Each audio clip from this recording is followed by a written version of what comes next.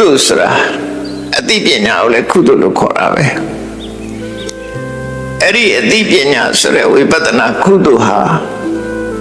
ကုသိုလ်ထဲမှာတော့အကောင်းဆုံးကုသိုလ်လို့သူတို့ဆိုတယ်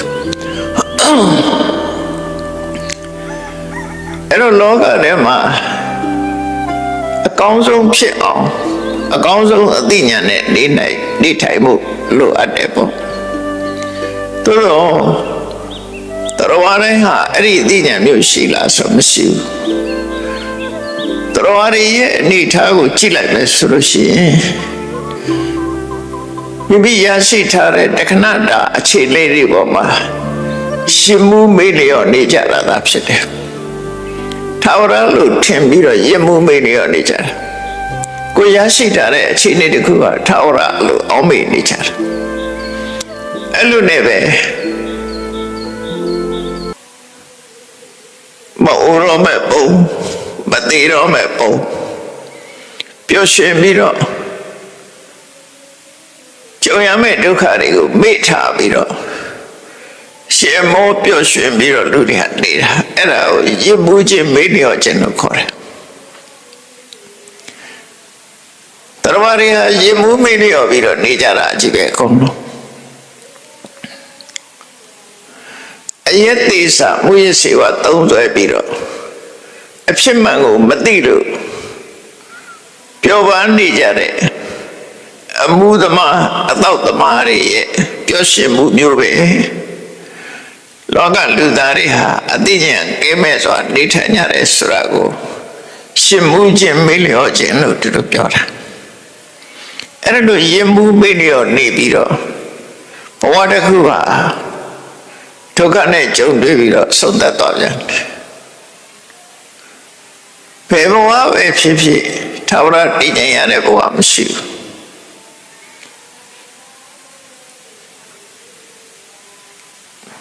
သေဆုံးခြင်းကတော့အကြီးအကျယ်ပြောင်းလဲခြင်းဖြစ်တယ်သေဆုံးခြင်းမဟုတ်ခင်လည်းပဲလောကမှာတည်ငြိမ်စွာအေးချမ်းစွာနေနိုင်တဲ့ဆိုတဲ့ခွင့်ရဟာမရှိသလောက်ရှားပါတယ်ပေါ့အဲ့တော့လောကမှာနေပြီးတော့ဆုံးရှုံးနစ်နာမှုတွေနဲ့ကြုံသွားကြတဲ့ပုဂ္ဂိုလ်ဟာလောကအတွင်းမှာကိုယ်လက်ရှိရရှိထားတဲ့ဘဝရဲ့အခြေအနေဆိုးတဲ့ဘဝမျိုးကိုရောက်ရှိသွားကြတယ်ဥပမာမဲ့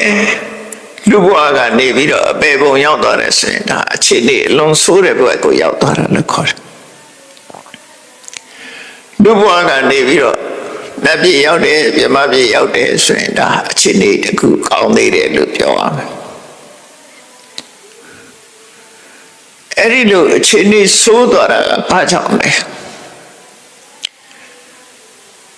အခြေအနေကောင်းတာကတော့ဘာကြောင့်လဲဆိုဆိုင်ရအကြောင်းတရားတွေရှိတယ်ခဏလူတွေနှစ်ပြန်ကဘာဖြစ်မလဲအဲ့ဒါဘာဖြစ်လာခဲ့တာလဲတို့လူလောကကြီးကအခုကကျဆင်းနေတာလားတိုးတက်နေတာလားလူတွေရဲ့အမြင်မှာတော့တိုးတက်နေတယ်လို့ထင်နော်တကယ်ကတော့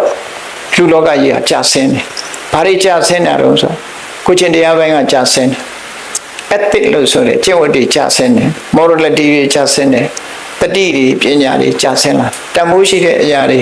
လူရဲ့ဂုဏ်သိက္ခာတွေဟာအလုံးကယောပါသွားတယ်ဘယ်တော့မှစယောပါတာတော့ဆိုဟုတ်ရှေးတုန်းကတည်းကစယောပါလာပုံဟာခွင်းဆက်ကလေးတွေနဲ့မြတ်စွာဘုရားဘယ်လိုဟောထားတော့ဆိုနော်ဒီလောဘကစတာလူတွေကဓနချင်းငွေမပြည့်စုံတဲ့အခါဆင်းရဲမွဲတေလာကြဆင်းရဲမွဲတေဖို့အကြောင်းပြုပြီးလောဘတွေကြီးလာဒါအစပဲဒါအစဉ်ပြေတဲ့လူကသာလောဘမရှိဘူးဆိုပြီးအေးစစ်စစ်ထင်တာကိုလူတွေမှာစားစရာတောက်စရာမရှိတဲ့လူတွေတို့ဆင်းရဲနေတဲ့လူတွေကအလကားသားနေမြေမုံကျိုးနေမှာပဲချမ်းသာလူစဉ်းစားကြည့်နော်ငါလည်းလူပဲသူလည်းလူပဲသူကြတော့ချမ်းချမ်းသာသာနေရတာငါကြနေစရာအိမ်တော်မရှိဘူးဆိုမတွေးပြီဘူးလားငါမှစားစရာတော့မရှိဘူးဆိုအဲ့တော့လောကလူတွေကကိုယ်ကံကြောင့်မရှိတာလို့ဆိုတဲ့ဖြစ်သိမ်းမှုလေးနဲ့နေရင်တော်သေးတယ်အဲ့ဒါလို့မဟုတ်ဘူးဆိုရင်ဘာလုပ်လာမလဲစဉ်းစားတာကြည့်အေး လူတွေဟာဆင်းရဲမွဲတေလာတဲ့အခါကျတော့လောဘတွေဖြစ်လာကြဖြစ်လာတော့ဘာဖြစ်တယ်ဆိုရင်ခိုးမှုလူမှုရဲမှုဒါပေါ်လာမွဲလို့ဖြစ်တာအဲ့ဒါ poverty engenders crime ဆိုတဲ့အင်္ဂလိပ်စကားလုံးနေရှိတယ် poverty ဆိုတာဆင်းရဲမွဲတေမှုဟာ engender ဆိုတာဖြစ်ပေါ်စေတယ်ထုတ်လို့တယ် crime ဆိုတဲ့ရာဇဝတ်မှုတွေကိုထုတ်မြတ်စွာဘုရားဟောတာလည်းအဲ့တိုင်ပဲဒါလိဋ္ဌိယံဝေပုံလာမဂတိအဒိဏဒါနဝေပုံလာမအဒိဏဒါနတွေဒီခိုးမှုတွေတိုးတက်လာတယ်ခိုးမှုဖြစ်လာတဲ့အခါကျတော့ဘာတွေဖြစ်လာတော့ဆိုခိုးဖို့အတွက်ခိုးတဲ့လူကာကွယ်ဖို့အတွက်လက်နက်တွေတီထွင်လာတယ်နော်အဲ့လက်နက်တီထွင်လာတာအဲ့ဒါပဲကာကွယ်ဖို့ဟုတ်တယ်လေကိုအကျိုးစီးပွားကိုကာကွယ်ဖို့နိုင်ငံတကာလက်နက်တွေထုတ်နေတယ်ဆိုတာတကယ်ကို very powerful weapon တွေထုတ်တယ်ဆိုတာဘာလို့တာကိုနိုင်ငံကိုကာကွယ်ဖို့ပဲလေနော်လာခိုးမဲ့လူလာလူမဲ့လူကာကွယ်ဖို့လုပ်ကြတာလေအဲ့ဒါတမန်လူတွေကြည့်ပဲဆိုရင်ဒါတရားတယ်လို့ထင်ရမယ်တရားတယ်လို့ထင်ရမယ်အဲ့ဒီလိုလှုပ်လာခြင်းဟာဘာဖြစ်လာလဲလို့ဆိုလက်နက်တွေရှိလာတော့ဘာဖြစ်လာတတ်မှုဖြတ်မှုတွေကျူးလွန်လာတယ်ပါဏာတိပါဒတွေခစ်စားလာတတ်တယ်လက်နက်ရှိသည့်အတွက်ကြောင့်အလွယ်တကူတတ်ကြဖြတ်ကြတယ်ဟုတ်ပြီပါဏာတိပါဒကျူးလွန်လာတော့သူတွေရလာလို့ဆိုမရဘူးလိမ်လည်မှုတွေပေါ်လာတယ်ငါမတတ်ဘူးသူတတ်တာငါမဟုတ်ဘူးဆိုပြီးတော့နော်ခိုးတာလည်းငါမဟုတ်ဘူးဆိုပြီးတော့လိမ်လည်ပြောကြမှုမူတဝါဒတွေကပေါ်လာပြန်ဆက်တိုက်ပေါ်လာတာမူတဝါဒပေါ်လာပြီးတော့နော်သူတွေရက်သွားလို့ဆိုမရဘူးပြီးသူနောက်မှာဆိုတယောက်နဲ့တယောက်မတည့်အောင်နော်ချွန်တွန်းတာတို့ဘာလို့ဖြစ်တာမတည့်အောင်လုပ်တဲ့ society ကြီးတစ်ခုလုံးကကွဲပြဲနေသူတို့ကပို့ကြိုက်တယ် divide and rule ဆိုတာလေအဲ့ဒါတွေနဲ့ united ဖြစ်နေအောင်မဖြစ်အောင် divide လုပ်ပေးနေတာအမြဲတမ်းအဲ့ဒါပိသုဏဝါစာတွေကြောင့်လူလောကတွေကဆုံးပြပြလာတယ်လို့ဆိုဒါပေမဲ့ပိသုဏဝါစာတွေရပ်သွားလာလို့ဆိုမရပ်ဘူးဘာတွေပေါ်လာတော့ဆိုချွန်တွန်းပြီးတော့ကာမဂုဏ်ကိစ္စတွေမှာလွယ်လွယ်မှားမှားတွေလှုပ်လာကြတယ်ကာမေတုမိစ္ဆာစာရာတွေဖြစ်လာဒီဘဝစီမီလူပြီးနောက်ဘဝညံထက်ပြရစေဆူတောင်းနောက်ဘဝဘယ်ရောက်မှမသိဘူးဘယ်ကနေသွားဆူတောင်းလို့နော်စီမီလူပြီးတော့ဆူတောင်းလို့ညံမကောင်းဘူးတော့မဟုတ်ဘူးအထောက်အကူပဲဖြစ်မယ်ဒီဘဝညံကောင်းခြင်းနဲ့နောက်ဘဝလည်းညံကောင်းခြင်းနဲ့ဆိုဒီဘဝကလေးအစပြီးသင်နောက်ဘဝကျတော့တက်ပြီးပြောဟောတိလို့သွားတာရှင်တွေကအတိတရားတွေဟာအနိစ္စသဘောတရားအရာပျောက်ခြင်းပျောက်သွားတော့လေတတ္တိတွေကျန်နေတယ်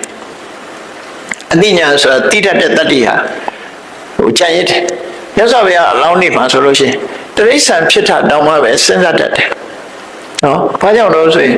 ဘဝမှာစဉ်းစားတဲ့အလေးထားကြီးတစ်ခုရှိလာသည့်အတွက်ကြောင့်